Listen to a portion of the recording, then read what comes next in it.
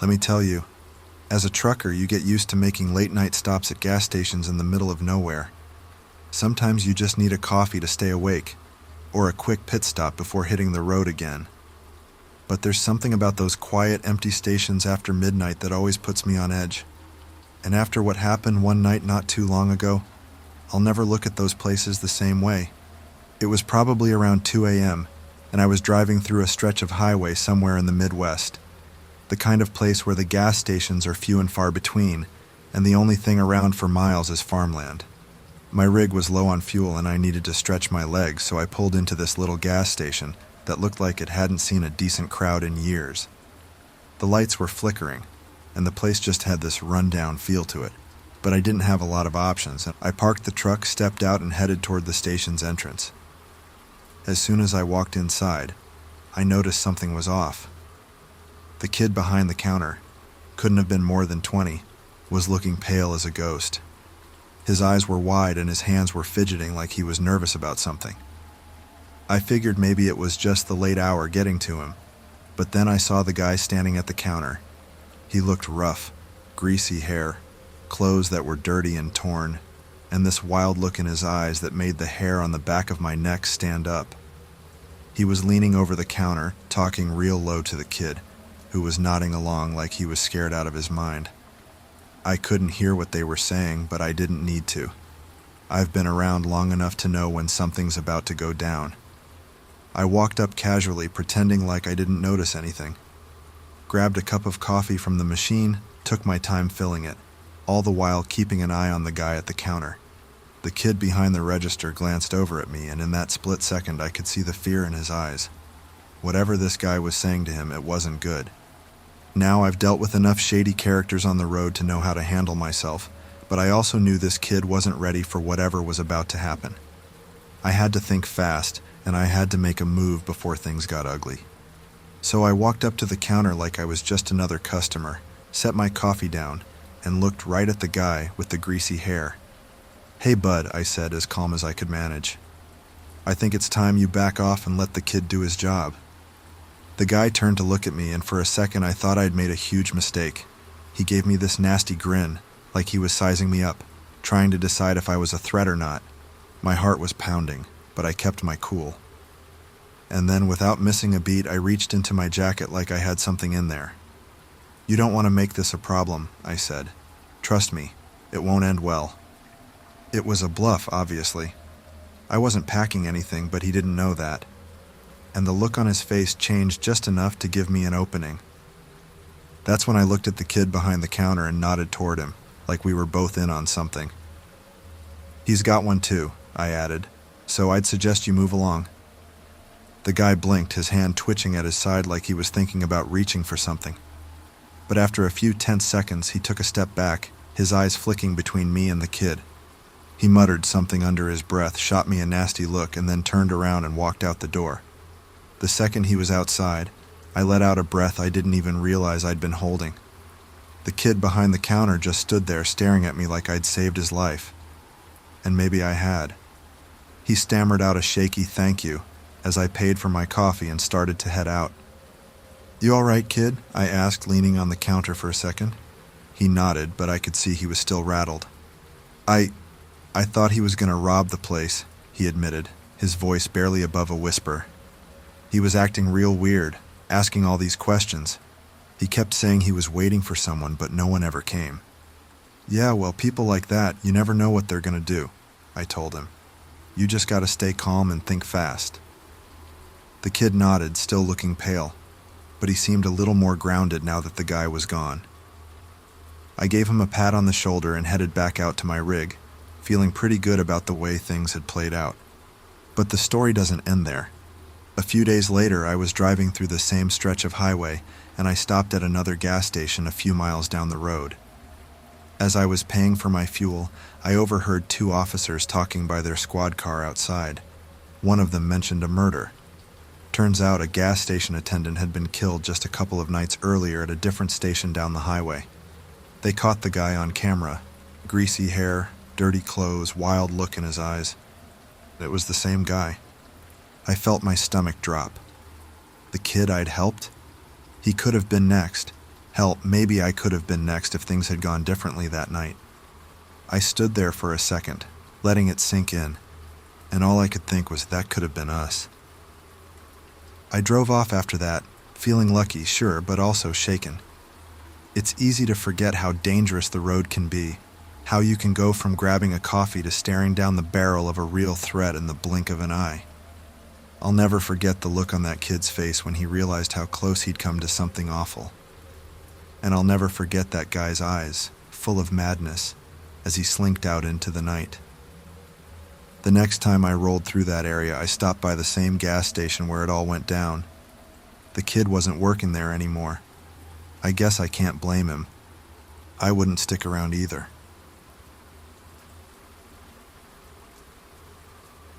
You see a lot of strange things on the road as a trucker, but nothing prepares you for something that truly messes with your head.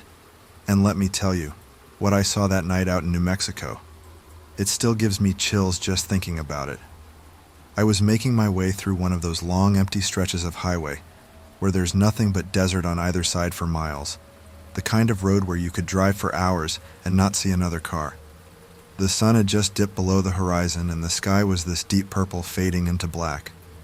It was one of those nights where the darkness just swallows everything up, and the only thing keeping you grounded is the glow of your headlights on the pavement.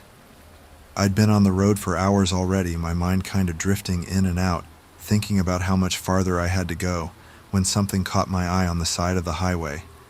At first I thought it was just some animal carcass, a common enough sight out here in the desert. Maybe a deer or a coyote that had wandered too close to the road and gotten hit. I'd seen plenty of roadkill in my time, so I didn't think much of it. But then I saw the guy.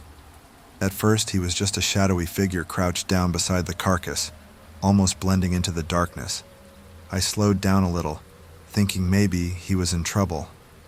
Maybe his car had broken down, and he was trying to flag someone down for help. But as I got closer, I realized there was no car, just him. And what he was doing, man, it was like something out of a nightmare. He was hunched over the carcass, his back to the road, and I could see him moving, his body jerking in these weird, twitchy motions. It wasn't until I was almost alongside him that I saw it, what he was actually doing. The guy was eating it raw. I don't mean just picking at it like some survivalist looking for scraps. No, this dude was fully into it, tearing chunks of flesh straight from the animal's body with his teeth. Blood covered his hands and face, and the way he moved, it wasn't right. It was almost feral. Like he'd gone completely mad, lost to whatever primal instinct was driving him to feed like that. I froze, my foot hovering over the gas pedal, not sure whether to speed past or stop. Every part of me was screaming to get out of there, but I couldn't take my eyes off him. He didn't even look up as I slowed down, didn't seem to care that a semi was creeping past just a few feet away. It was like he was in some kind of trance, fully consumed by whatever dark thing had taken hold of him. And then, just as I thought I couldn't get any more freaked out, he stopped. Mid-bite. He froze for a second, still crouched over the carcass, and then, real slow, he turned his head and looked at me. I swear I'll never forget the look in his eyes. They weren't the eyes of a normal person. There was something wild in them. Something hungry. He stared at me for what felt like forever. His mouth still smeared with blood, and I just sat there, my truck idling on the side of the road, too stunned to move. Then he stood up. It was this slow, deliberate movement, like he was sizing me up, deciding whether or not I was next on the menu. He didn't say anything, didn't make any kind of sound, but he took a step toward the road. Toward me. That was it. My body kicked into gear and I floored it, tires squealing as I shot down the highway. My heart was pounding in my chest, adrenaline pumping through my veins. I kept checking my mirrors, half expecting to see him running after me, but there was nothing. Just the empty road behind me, stretching out into the darkness. I drove for miles before I finally let myself breathe again, my hands still gripping the steering wheel so tight my knuckles were white. I couldn't shake the image of that guy from my head, the blood, the way he'd looked at me, like I was just another piece of meat.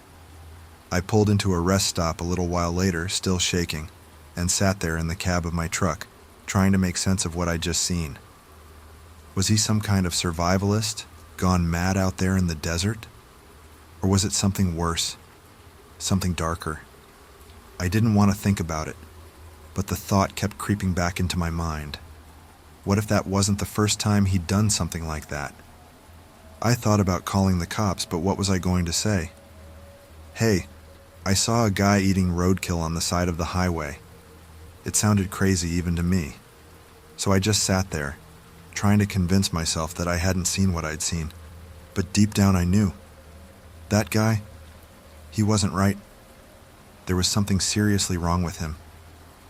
I've driven that stretch of highway a few times since then, but I've never seen anything like it again. Still, every time I pass through that area, I can't help but scan the roadside, half expecting to see him again crouched over another carcass.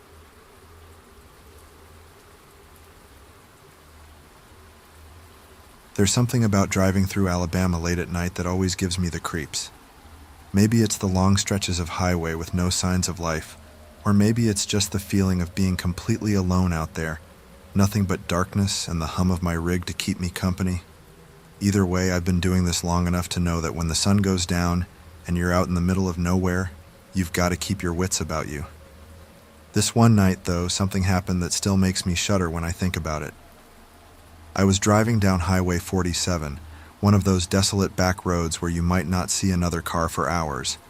It was close to 2 a.m., and I was about halfway through my shift. The night was pitch black, no moon, just the faint glow of my headlights cutting through the darkness. I'd driven this stretch before, and it's always the same. Empty, quiet, and more than a little eerie. About an hour into the drive, something caught my eye up ahead.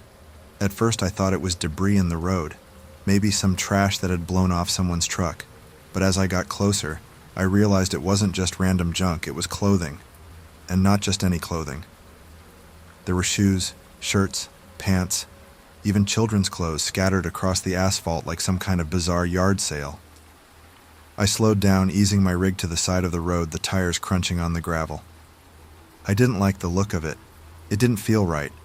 My first thought was maybe there had been an accident, but there were no cars in sight, no broken glass, no signs of a crash, just the clothes. I sat there for a minute, engine idling, trying to figure out what to do. I know, any sane person would have just kept driving, right? But something about it gnawed at me. What if someone needed help? What if it was kids stranded out there in the middle of the night? I couldn't just drive by without at least checking it out.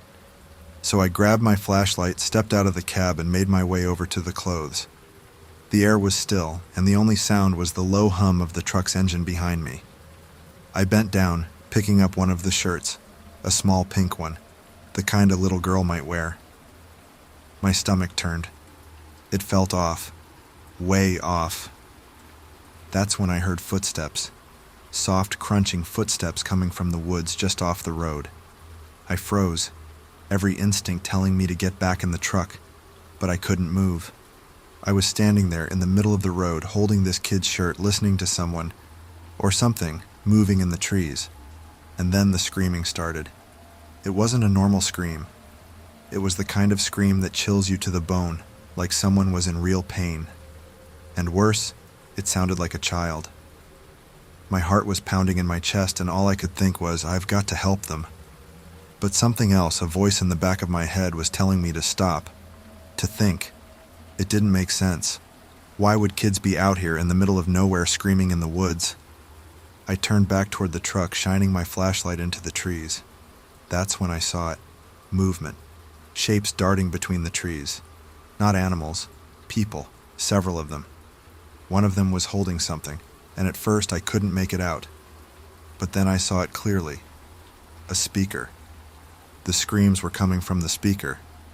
My blood went cold. It was a setup. A damn trap.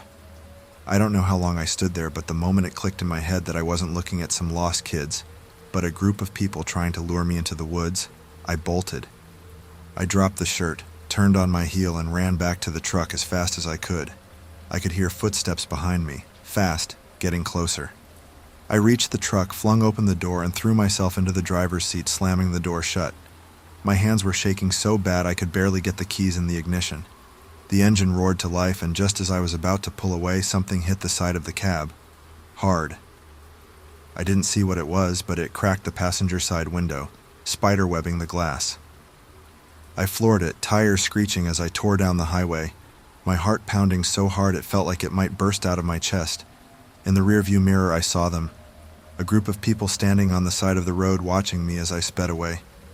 One of them had a flashlight, and for a split second, I saw the light bouncing around like they were trying to signal someone.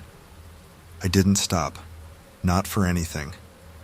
I just kept driving, eyes glued to the road, trying to put as much distance between me and whatever the hell that was as possible. It wasn't until I was miles down the road and the adrenaline started to wear off that I realized how close I'd come to, what? Getting robbed? Hurt? Killed? I don't even know. I didn't stop again that night, not until I hit the next truck stop a couple of hours later. I pulled in, parked, and just sat there for a minute, trying to calm down.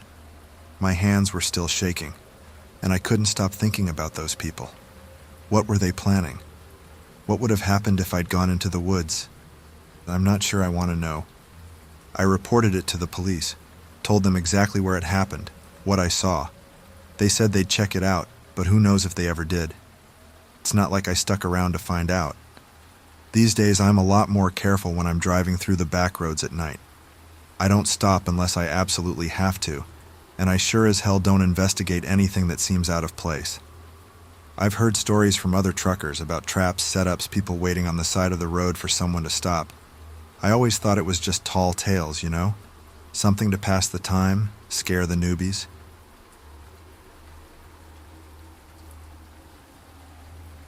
You'd think that after years on the road I'd have learned to avoid sketchy places late at night. But sometimes, exhaustion gets the best of you, and you're willing to overlook some warning signs if it means getting a quick pick-me-up. That's exactly what happened one night, about a year into my trucking career. I was on one of those never-ending hauls, driving through God knows where in the middle of the night. I don't even remember the exact stretch of highway, just that it was somewhere out in the middle of nowhere. I'd been driving for hours and I could feel my eyelids getting heavy. I knew I needed to stop and grab something to stay awake. That's when I saw it. An old gas station, the kind that looks like it hasn't seen much business in years. The sign was half broken, flickering in and out, and the pumps looked like they'd been out of commission since the 90s. But the store lights were on, or at least I thought they were, so I figured it was worth a shot. I needed an energy drink and I wasn't about to make it much further without one. I pulled in, parking my rig on the side of the building. As I stepped out, I got this weird feeling in my gut, like something wasn't right. The place was dead quiet. No cars, no movement, nothing. But the front door was propped open just slightly. I figured maybe the clerk had stepped out for a smoke or something, so I shrugged it off and headed inside. The second I walked in, I realized something was off. The place was pitch black. I mean, no lights at all. The only thing I could see was this faint glow coming from a room in the back, maybe the office or a storage room.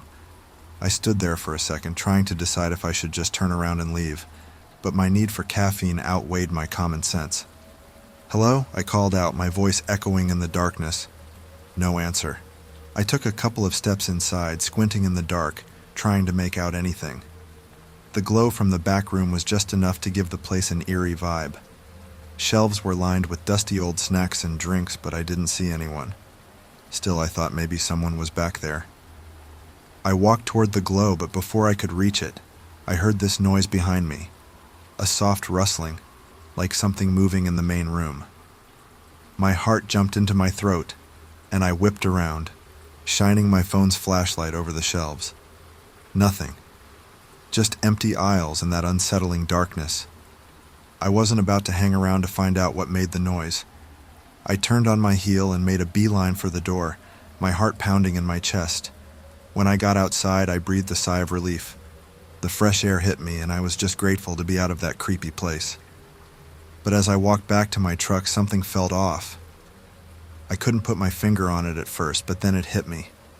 The door to my rig, the one I'd closed when I went into the store, was now open. Not wide open, just cracked. enough to make my stomach drop. I stopped dead in my tracks, my eyes locked on that door. I knew I'd closed it. I always do.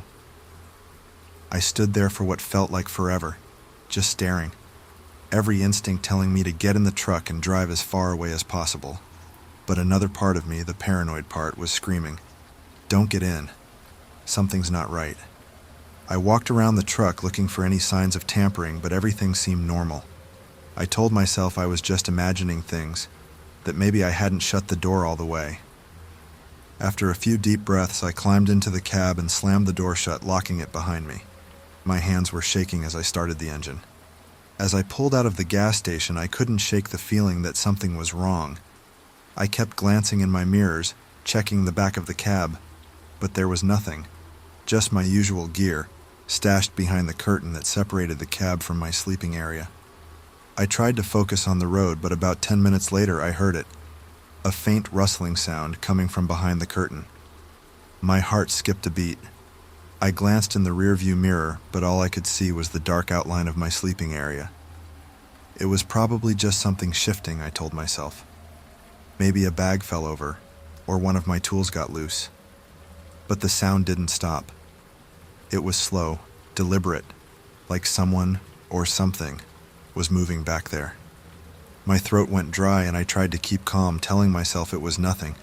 But the longer I listened, the more certain I became that I wasn't alone in that truck.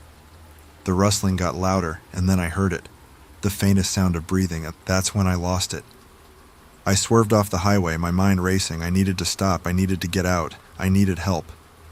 I spotted a sign for a small town up ahead and I gunned it, heading straight for the police station. I pulled into the parking lot, jumped out of the truck and ran inside, barely able to get the words out. The officer at the desk must have thought I was crazy at first, but when I explained what was going on, they took me seriously. They sent a couple of officers out to check my truck and I stood there pacing, my heart still racing. A few minutes later, one of the officers came back inside, his face grim. "You're gonna want to sit down for this," he said. Turns out there were 3 people hiding in the back of my truck. Homeless, they said, but one of them was armed with knives. The officer told me they found the knives stashed under my mattress, along with some food wrappers and empty bottles. They'd been back there hiding, probably waiting for the right moment to... Well, I don't want to think about it. The police took them in, of course, but I couldn't shake the feeling that if I hadn't stopped when I did, things could have ended a lot differently. I don't know what their plan was. Maybe they were just looking for a ride, or maybe they had something worse in mind. Either way, I'll never forget the way that officer looked at me when he said, "You're lucky you stopped when you did." After that night, I started being a lot more careful about where I stop, especially in the middle of the night. I don't take chances anymore. If a place looks sketchy, I keep driving. And if I ever hear something rustling in the back of my truck again, you can bet I'll be checking it out sooner rather than later.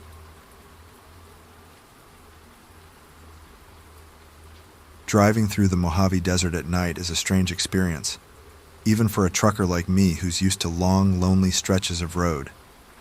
There's something about the desert at night. It's too quiet, too empty. You can go miles without seeing another car, and the only sound is the low rumble of your engine. Some people find it peaceful, but for me, it's always felt a little eerie. And after what happened that night, I'm never going to feel the same way about it again. It was around midnight, maybe a little later, and I was on one of those desert highways that seem to go on forever. I was hauling a load across California, trying to make good time, but I was starting to get tired. The desert stretches ahead of you like a black void, and if you're not careful, it can lull you into a kind of daze. Then up ahead, my headlights caught something in the road. At first I couldn't tell what it was, but as I got closer, I realized it was a car. Just sitting there, in the middle of the road, with its passenger door wide open. I slowed down, squinting at it, trying to figure out what was going on. The car wasn't wrecked, no dents, no broken glass. It was just abandoned. And the way the door was hanging open gave me this uneasy feeling. I pulled up beside it and stopped, my rig idling as I stared at the car. There was no one inside, at least as far as I could see. I should have kept going. I know that now. But something about the whole thing just didn't sit right with me. Maybe someone was in trouble. Maybe they needed help. So against my better judgment, I grabbed my flashlight and stepped out of the truck. The night was still, the desert stretching out on either side of the highway like a black ocean. I walked up to the car, shining my light inside. It was empty. No keys, no bags, nothing. Just an old sedan sitting there like it had been abandoned in a hurry. I leaned in a little closer, my heart pounding in my chest. Where the hell was the driver? I moved around to the back of the car, my flashlight sweeping over the trunk. It was shut, but something about it made my skin crawl. Call it a gut feeling, but I had this urge to open it. Maybe I was hoping to find a clue, something to explain why this car was sitting here in the middle of nowhere. I reached for the trunk latch when it happened. Bang, a gunshot so close it felt like the air had been sucked out of my lungs. I dropped the flashlight, my ears ringing, and spun around, heart racing. That's when I saw him, a man coming out of the desert, carrying a rifle slung over his shoulder and a shovel in his other hand. I froze, my mind scrambling to make sense of what I was seeing. He was walking toward me, slow and steady, like he had all the time in the world. His face was hidden by a wide-brimmed hat, but I could see the glint of his eyes in the moonlight.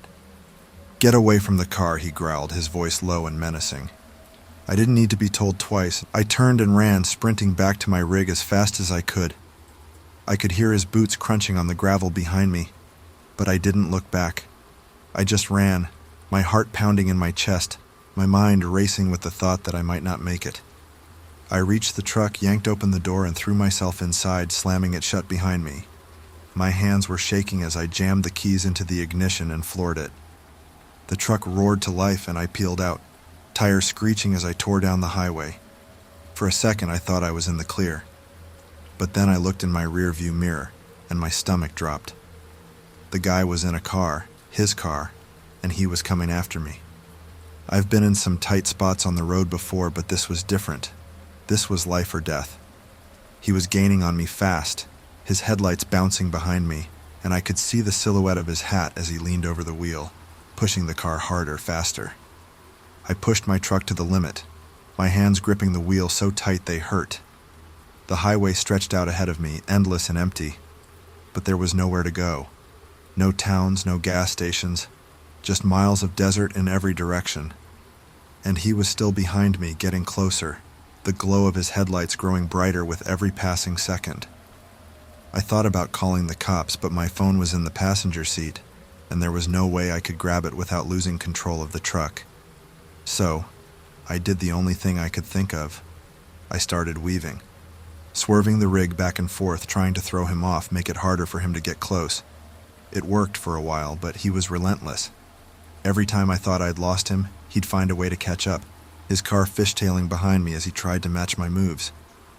And then I saw them, red and blue lights flashing up ahead. I'd never been so relieved in my life. I slammed on the horn, flashing my high beams at the cops as I sped toward them. They must have seen the whole thing, because the next thing I knew, they were turning around, heading straight for us. The guy behind me must have realized what was happening, because he swerved hard, veering off the road and into the desert. I didn't stop. I kept going until I reached the police cars, my heart still racing, my mind barely able to process what had just happened.